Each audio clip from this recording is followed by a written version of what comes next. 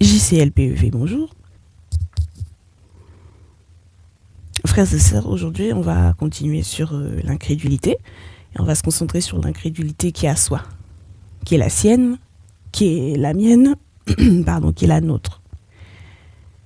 Alors, oui, certains d'entre nous nous disons que nous croyons au nom de Jésus-Christ. Mais il y a des fois, c'est comme si c'était devenu automatique de le dire. Et est-ce que certains d'entre nous, nous croyons vraiment autant que nous le disons? Est-ce que parfois nous ne sommes pas, enfermés par les circonstances qui nous entourent?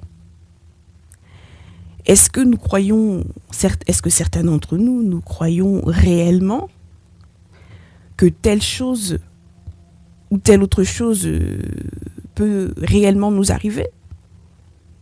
Est-ce que nous le croyons réellement? Il y a des fois, j'ai l'impression que certains d'entre nous, peut-être y compris moi, que certains d'entre nous, les circonstances, on dit qu'on croit, mais lorsqu'on regarde les circonstances, c'est comme si on ne s'attendait pas à recevoir ce que nous attendons ou ce que nous demandons. Or, c'est très important de croire. C'est la base.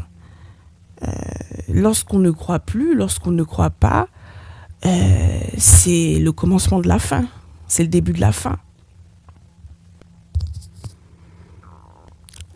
On ne devrait pas se permettre d'être quelquefois désespéré au point de ne plus croire. C'est le commencement de la fin. Donc c'est ça, frères et sœurs.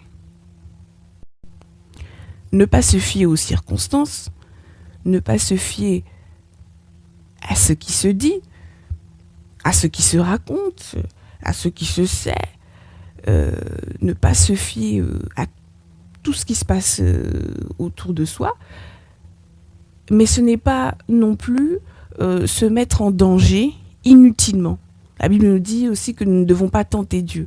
Donc, quand je dis de croire,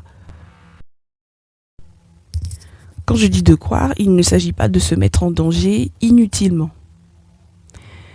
C'est vraiment se mettre dans une sorte de bulle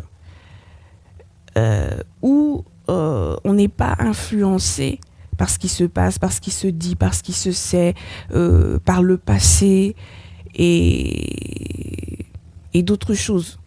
Donc vraiment se concentrer sur croire au nom de Jésus-Christ et attendre que et se dire que on va avoir ce qu'on a demandé ou ce qu'on espère. C'est vraiment se mettre dans une bulle à part. Donc ça demande de la concentration quand même. C'est un peu comme si, tout en étant connecté bien sûr, et dans la vie de tous les jours, dans le monde, dans le quotidien, mais c'est en même temps être déconnecté de toutes ces choses, de toutes ces circonstances. Certains d'entre nous, nous disons que oui, nous croyons, mais en réalité, nous sommes freinés par les circonstances. On pense à ce qui est normal, on pense à ce qui se fait d'habitude. On pense à comment normalement les choses devraient arriver. On n'est pas, si je peux dire, on n'est pas dans le domaine de l'extraordinaire ou du surnaturel. On est,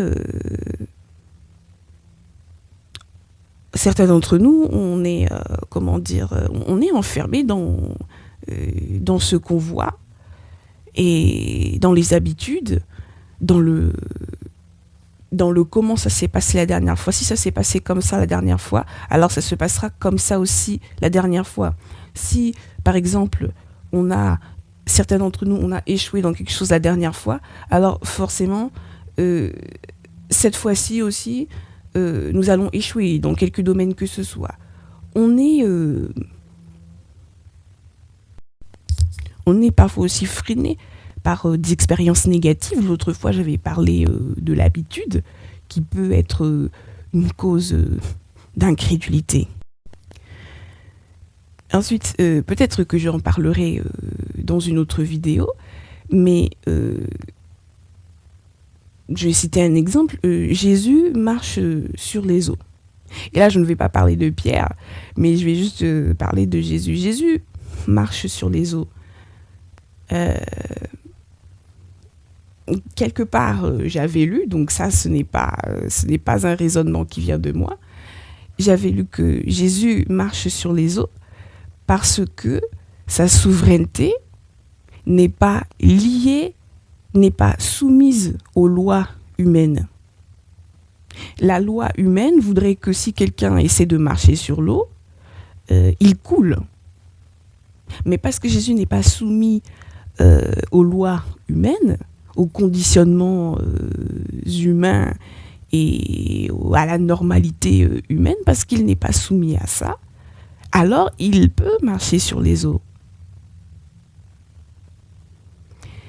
Et nous, lorsque nous croyons en celui qui marche sur les eaux, lorsque nous croyons en celui qui n'est pas soumis à la normalité humaine, aux lois humaines et tout ça, alors on doit s'attendre à ce que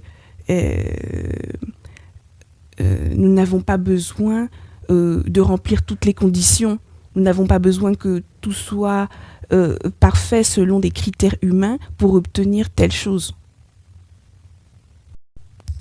Parce que celui en qui nous croyons, ce nom-là, ce nom de Jésus-Christ en qui nous croyons, sa souveraineté n'est pas soumise aux lois humaines, au conditionnement humain, à la normalité.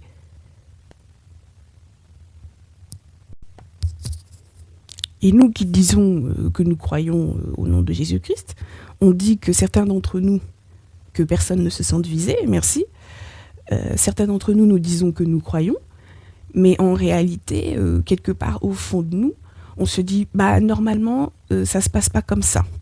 Normalement, il y a tel critère, normalement, il y a telle condition, normalement, il y a ceci, normalement, il y a cela. Je dois remplir ceci, je dois remplir cela, je dois être comme ceci, je dois être comme cela.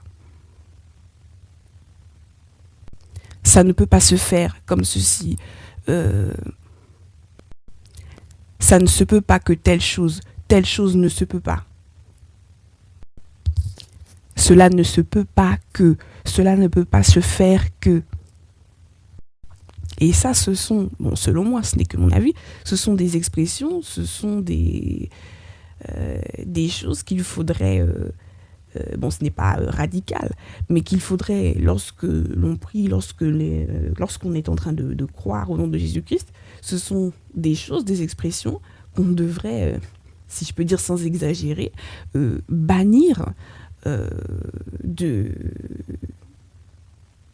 nos pensées. Ça ne se peut pas, il ne peut pas arriver une telle chose, ce n'est pas possible que, il faut ceci pour que, normalement ça se passe comme ça, etc., etc. Ça, c'est une sorte de frein au miracle. Jésus marche sur les eaux parce que sa souveraineté n'est pas soumise aux lois humaines, au conditionnement humain, au raisonnement humain. Je répète que selon la loi humaine, ou la science, ou l'intelligence humaine, un homme ne peut pas marcher sur les eaux. S'il essaie de marcher sur les eaux sans rien comme ça, il va couler. Alors nous qui croyons en ce nom-là, en le nom de celui qui marche sur les eaux, parce que sa souveraineté n'est pas soumise au conditionnement humain, alors on doit s'attendre, nous aussi, à être hors, à recevoir des choses, à recevoir ce qu'on espère, ce qu'on attend.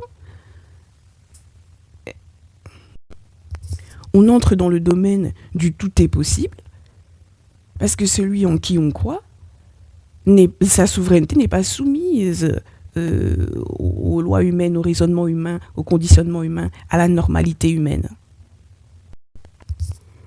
Donc sortons des « ah non, il faut avoir ceci »,« ah non, il faut être comme cela »,« ah non, il y a besoin de ceci »,« ah non, ça ne se peut pas que »,« ah non, puisque, donc ce n'est pas possible ». Non, tout est possible.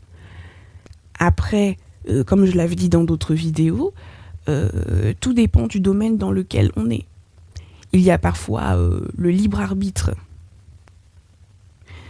Bon, je ne sais pas si je parlerai en amour dans cette vidéo, mais donc je disais qu'il y a parfois le libre arbitre.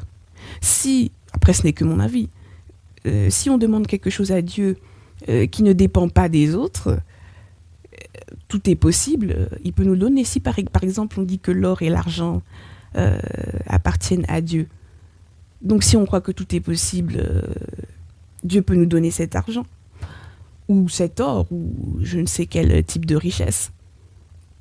Même si l'argent ne fait pas forcément le bonheur, même si ça peut aider, mais l'argent ne fait pas forcément le bonheur. Donc voilà, mais tout dépend de quel domaine il s'agit. En amour, bon, peut-être que je ferai une autre vidéo uniquement pour ça. En amour, il y a le libre arbitre. Peut-être que tout est possible, mais il y a le libre arbitre. Plutôt que de dire, de chercher à obliger quelqu'un à nous aimer, dire, demander par exemple au Seigneur, « Ah Seigneur, fais-moi rencontrer quelqu'un qui voudrait de moi », ça passe déjà mieux que de chercher à obliger quelqu'un à vouloir de soi et que personne ne se sente visé. En amour, bon, peut-être que j'y reviendrai dans une autre vidéo. Oui, donc en amour, croire, oui Seigneur, donne-moi la force d'aller, de parler, de sortir, d'oser, d'essayer, de dire, d'avouer mes sentiments à ceux qui se sentent concernés et qui en ont. Donne-moi la force d'aller, donne-moi la force d'aller rencontrer telle personne à tel endroit, donne-moi la force de ceci, donne-moi la force de cela. Croire pour cela en amour, ça, à mon avis, ça passe. Donc j'ai dit ça à propos du libre arbitre pour dire que oui, tout est possible. Mais en amour, on se rappelle qu'il y a le libre arbitre. Et que, comme j'avais dit dans une autre vidéo, croire en amour n'est pas là pour inventer, même si peut-être que tout est possible, n'est pas là pour inventer un amour qui a priori ne serait pas là, n'est pas là pour inventer des sentiments qui a priori ne seraient pas là. Mais plutôt croire pour oser soi-même faire certaines choses, oser faire, oser dire, oser avouer, et peut-être demander au Seigneur de nous faire rencontrer quelqu'un qui a priori nous aimerait bien. Pour le reste, après, je ne me souviens pas forcément de tout dans cette vidéo. Pour le reste, comme j'ai donné l'exemple, par exemple, pour l'argent, les richesses, comme les richesses appartiennent à Dieu, il ne s'agit pas du libre arbitre d'un humain sur cette terre, ça appartient à Dieu. Donc si on lui demande, et qu'il n'y voit pas d'inconvénient, il peut donner. La guérison, Dieu n'a pas besoin, le libre arbitre n'est pas là quand il s'agit de votre guérison personnelle. Il n'est pas question du libre arbitre de quelqu'un quand il s'agit par exemple de votre guérison. Il n'est pas question du libre arbitre de quelqu'un quand il s'agit de délivrance. Tout est possible, mais attention au libre arbitre. En amour, par exemple, il faut se lancer. Pour le reste, rappelez-vous que celui en qui vous croyez n'est pas soumis à la normalité humaine.